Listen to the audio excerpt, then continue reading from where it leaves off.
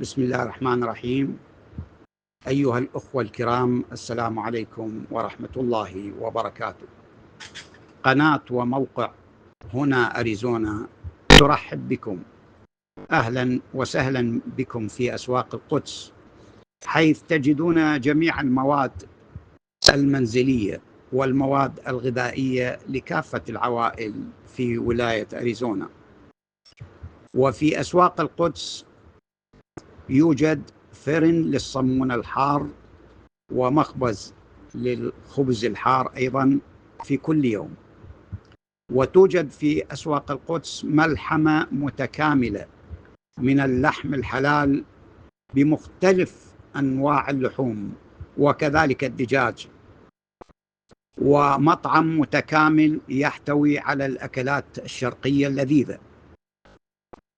وفي أسواق القدس يوجد قسم خاص لمختلف أنواع الحلويات، وبقالة لأنواع الفواكه وجميع أنواع الخضروات.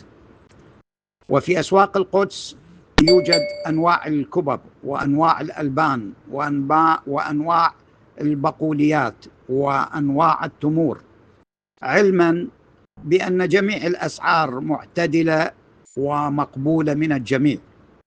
وهناك تخفيضات أسبوعية على بعض المواد المهمة والتي تفيد العوائل. أهلا وسهلا بكم في أسواق القدس.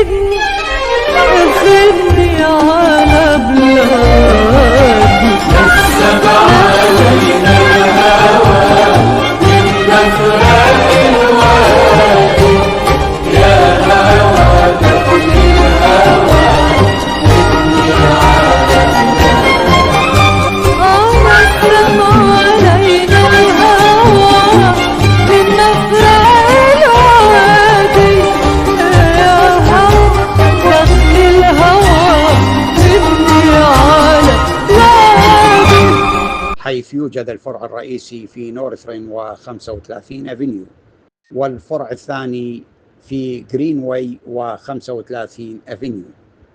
نرحب بكم أيها الأخوة في كل وقت، حيث تجدون في أسواق القدس جميع المواد الغذائية وجميع المواد المنزلية